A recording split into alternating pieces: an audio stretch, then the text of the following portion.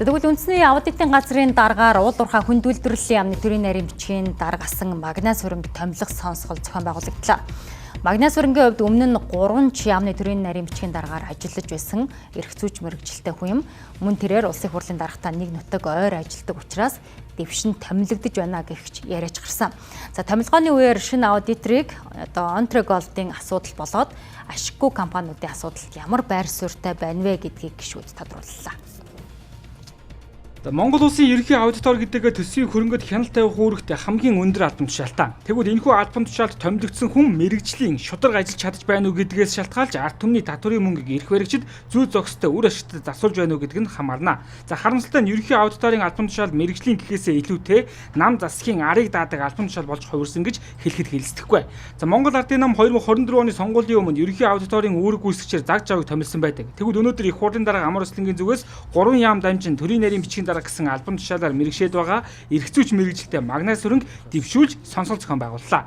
Сонсголын явцад гишүүдийн зүгээс шөөмжлөх үнцэг харагдсангүй ихэвчлэн захиас даалгавар болоод саналыг нь сонссон болоод өнгөрлөө.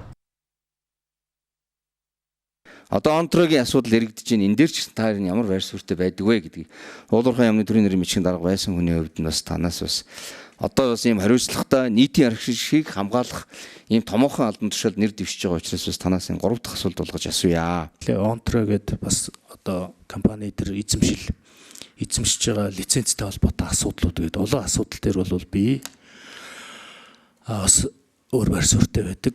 Энийг бол нөгөө маргаж байгаа энэ маргааны одоо хариуцагч талд нэхэмжлэх талд нь бол оюутлогоо эсрэг талд нь бол бид нар ингээ явж байсан учраас би тэр байр суурьндээ бол хийвэрэ байгаа гэж ингэж хэлхийг хүсэж байна. Баярлалаа. 3 жил дараалан ашиггүй ажилласан хэрнээ ямар ч одоо арга хэмжээ авагдаагүй компаниуд маш олон байна. Тэгэхээр энэ компаниудтай ер нь таны одоо ажиллах зарчим юу гэж бодож байна?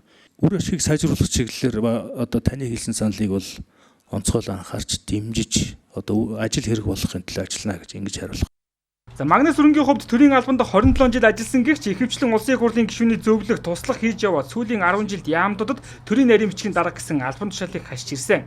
За энэ хугацаанд ч хөгжлийн банкны хэрэгт нэр холбогдсон шалгагдаж цагаатсан шийдвэр нь буцаад хүчингү болсон. За эргэн шалгадана гэдгийг санах хэрэгтэй юм а. Тэгэхдээ сонсголын үеэр энэхүү асуудлууд огт хөндөгдсөнгүй харин иргэний нийгмийн байгууллагын төлөөллийн зүгээс их хурлын дарга амар өсөлтөнд нутаг нэг хүн гэдгийг нь сануулж амжлаа. За өргөжлүүлээд төсвийн байнгын хороогоор хилцэх үед нэр дэвшигчээс асуулт асуух гишүүн байсангүй гар 100% саналаар дэмжиж улсын их хурлаар хилцүүлэхээр болсон юм а.